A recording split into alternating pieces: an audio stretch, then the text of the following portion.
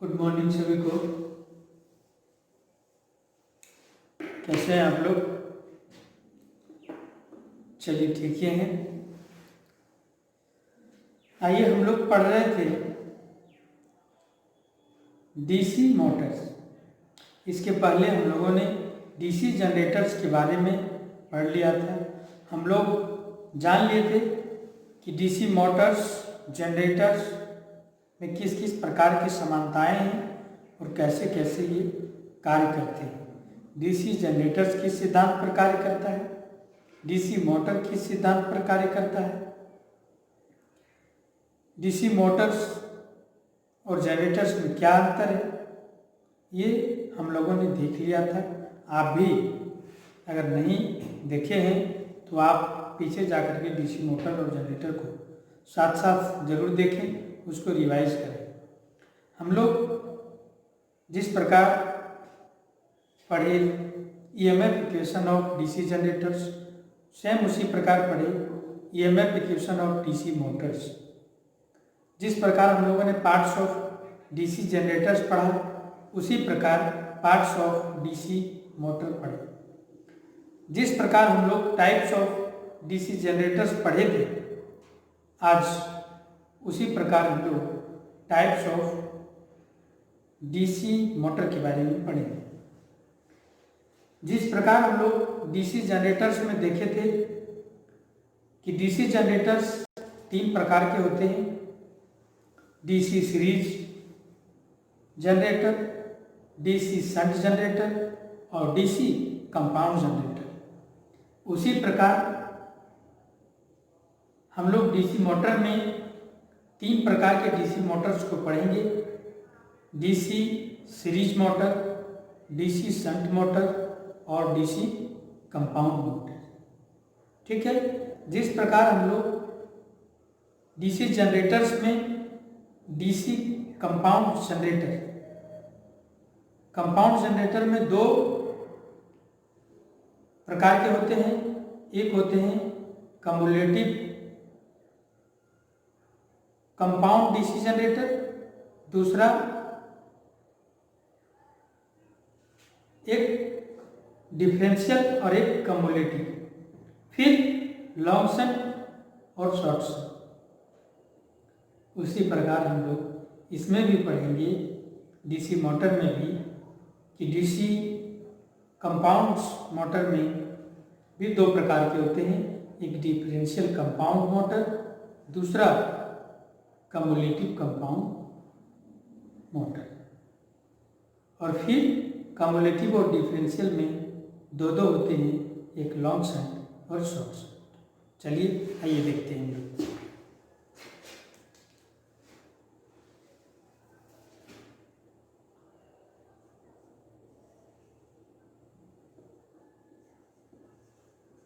Types of DC motor कितने प्रकार के होते हैं? 3 प्रकार के होते हैं। पहला जो है DC series, DC series motor, दूसरा डीसी शंट मोटर और तीसरा डीसी कंपाउंड।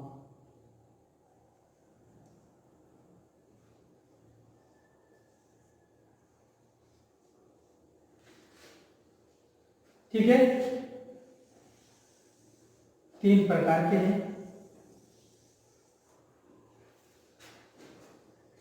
क्या है? DC series Motors, DC shunt Motors और डीसी कंपाउंड मोटर्स। जिस प्रकार हम लोग देखे थे कि डीसी सीरीज क्या था, इसके आर्मेचर और फील्ड दोनों जो है सीरीज में जुड़ा हुआ रहता है। उसको हम लोग जो है, ये फोकस बार बार कर रहा है,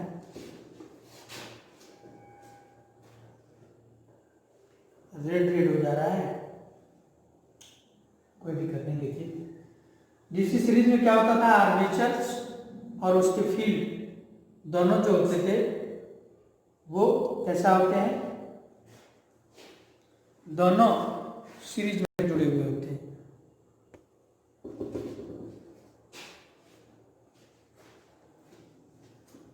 इस प्रकार से ये आर्मेचर है,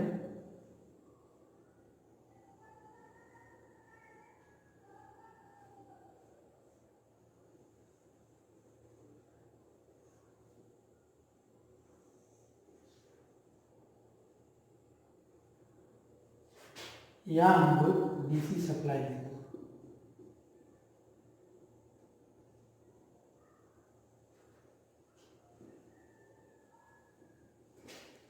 यहाँ हम लोग डीसी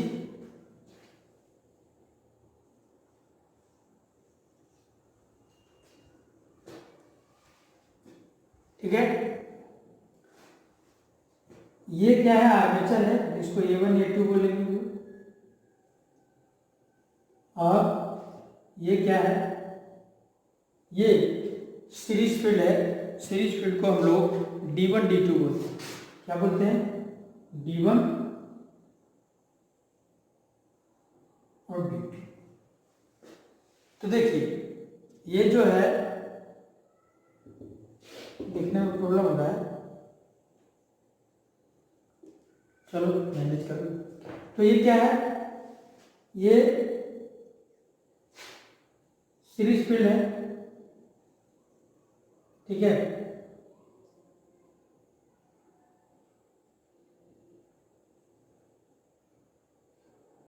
चलो ये सीरीज फील्ड हो गया, मतलब सीरीज फील्ड और आर्मेचर दोनों कैसा जुड़ा हुआ है, देखिए दोनों सीरीज में जुड़ा हुआ है। जब इस प्रकार से जुड़े हुए हों तो उसको डीसी सीरीज में मोटर्स कहते हैं। और डीसी शंट में क्या होता है, सेम देखिए आप, ये आर्मेचर है,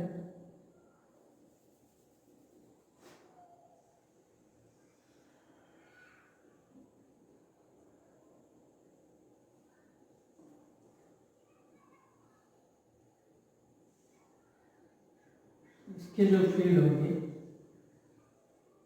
वो इसके पैरेलल में जुड़े हुए हैं।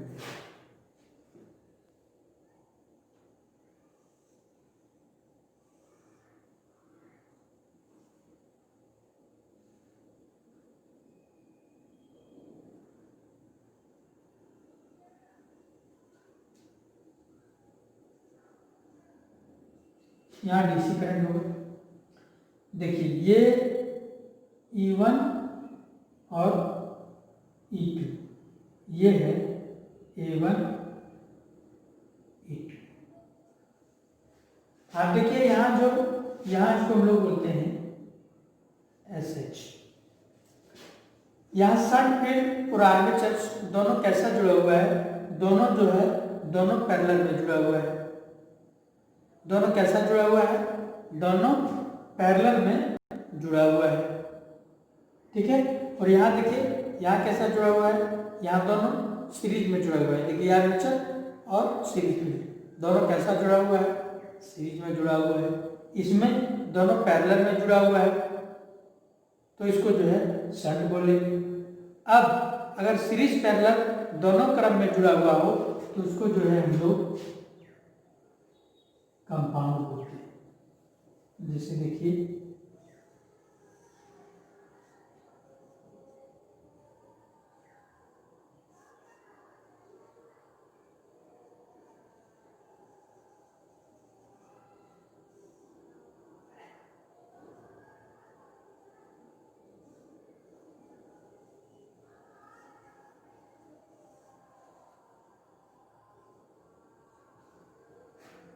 ये देखिए A1 A2 है, ये आपका E1 E2,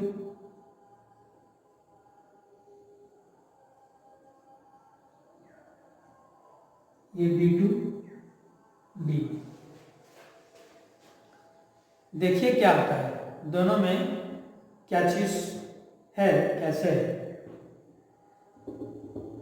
क्या है, एक में तो दोनों सीरीज में जुड़ा हुआ है, ये दोनों पैरेलल में जुड़ा हुआ है। और यहाँ आप देखिए ये सीरीज और पैरेलल दोनों में जुड़ा हुआ है। जब दोनों बाइंडिंग जुड़े हुए हो, सीरीज करंट में भी, सीरीज फील्ड भी और शंट फील्ड भी, तो उसको जो है हम लोग कंपाउंड मोटर्स बोलते हैं। जिस प्रकार हम लोगों ने पढ़ा था, ठीक है, डीसी जनरेटर्स में, सेम उसी प्रकार है, कोई अंतर नहीं है। थोड़ा सा जो है आप देखिए, थोड़ा सा अंतर क्या है, एक में बिजली देते हैं, दूसरे से बिजली लेते हैं। इसमें क्या होता है, इसमें मोटे तार के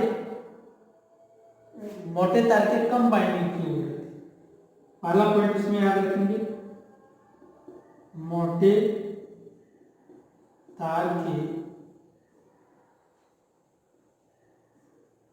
तार के एवं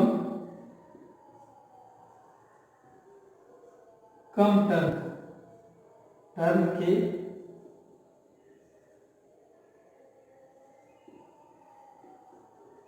बाइंडिंग होता है। इसमें मोटे तार के कम टर्न के बाइंडिंग होते हैं, या आप लिख सकते हैं कम टर्न के मोटे तार के बाइंडिंग, ऐसे आप लिख दीजिए।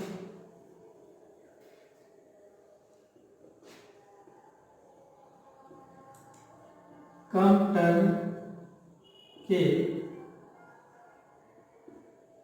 टर्न एवं मोटे तार के बाइंडिंग होते हैं, ठीक है। इसमें क्या होता है, कम टर्न होता है, अब तार क्या होता है, मोटे तार का बाइंडिंग होता है। इसमें ज्यादा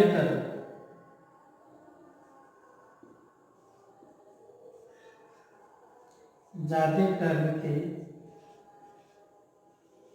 पतले तार के बाइंडिंग होते हैं। इसमें तो दोनों होते हैं, तो आपको ये चीज याद रखना है, ये हमेशा एग्जाम में पूछे जाते हैं कि डीसी सीरीज मोटर्स में कैसा बाइंडिंग किया जाता है। तो उसमें कम टर्न के मोटे तार की बाइंडिंग किए जाते हैं, और इसमें, ठीक है, इसमें क्या है, इसमें ज्यादा टर्न के और पतले वायर के बनाए जाते हैं। इतना आपको याद रखना है, ये कई एग्जामों में पूछे जाते हैं। क्यों होता है, देखिए क्या होता है, ये सीरीज में जुड़ा हुआ है, ठीक है, और इसमें जो है सीरीज में जुड़ा हुआ रहेगा, तो सीरीज में जुड़ा हुआ होने के कारण इसमें करंट ज्यादा जाएगा। तो करंट ज्यादा जाएगा, तो आप जानते हैं H बराबर क्या होता है, H बराबर I²RT होता है, ठीक है। अगर ये पतला वायर होगा और ज्यादा टर्न का होगा, तो ये क्या होगा, इसका रेजिस्टेंस ज्यादा हो जाएगा। जब रेजिस्टेंस ज्यादा होगा तो हीट ज्यादा हो जाएगा, ठीक है, और जब हीट ज्यादा हो जाएगा तो बाइंडिंग क्या होगा, जल जाएगा। तो ज्यादा करंट को सहने के लिए इसमें मोटे तार के कम टर्न के लपेट के बनाए जाते हैं, ठीक है। और इसमें करंट कम जाने के लिए, करंट इधर से कम पास हो, इसके कारण से इसमें पतले तार के ज्यादा टर्न के बनाए जाते हैं। अगर इसमें कम टर्न के और मोटे तार के बना देंगे तो क्या होगा, ये शॉर्ट सर्किट हो जाएगा, इधर से करंट जाएगा, ये आर्मेचर में न जाकर के इधर से जाके वापस चला जाएगा। तो इसमें करंट सहने के लिए, क्योंकि सीरीज में जुड़े हुए रहते हैं और सीरीज में आर्मेचर के करंट के बराबर फील्ड का करंट होता है, इसलिए उस करंट को सहने के लिए मोटे तार के बनाए जाते हैं ताकि बाइंडिंग चले, ठीक है। ये चीज आपको ध्यान रखना है, ये कई एग्जामों में पूछे जाते हैं। नेक्स्ट है, इसका प्रयोग कहाँ करते हैं, इसका प्रयोग हम लोग भारी वस्तु भारी कामों के लिए करते हैं इसका, भारी कार्य के लिए। जैसे जैसे लोकोमोटिव हो गया, रेलवे हो गया, क्रेन हो गया, ठीक है, किरान हो गया, ये सब में जो है जहाँ भारी कार्य करना हो, ठीक है, वहाँ हम लोग डीसी सीरीज मोटर लगाएंगे। और जहाँ हम लोग हल्के कार्य करना हो, जहाँ हल्का कार्य करना हो, ठीक है, कांस्टेंट स्पीड के लिए ये अधिकतर कांस्टेंट स्पीड के लिए प्रयोग किया जाता है। जहाँ हम लोग एक ही लगातार स्पीड की जरूरत है, जहाँ स्पीड नहीं बदले, वहाँ कांस्टेंट स्पीड के लिए इसका हम लोग प्रयोग करते हैं। कंपाउंड का हम लोग पढ़ेंगे, लेकिन आप इधर पहले पढ़ लीजिए। कंपाउंड का हम आपको बताएंगे कि इसको कैसे प्रयोग किया जाता है। बिल्डिंग मशीन में प्रयोग किया जाता है, इसको आर्क बिल्डिंग में प्रयोग किया जाता है। कैसे किया जाता है वो हम लोग बाद में देखेंगे, पहले हम लोग इन दोनों के बारे में देखते हैं। ये भारी कार्य करने के लिए किया जाता है, लोकोमोटिव में किया जाता है, ठीक है। इसे हमेशा लोड पर चलाया जाता है, हमेशा लोड पर चलाया जाता है। इसको बिना लोड पर चलाया जाता है, बिना लोड के चलाए जाते हैं।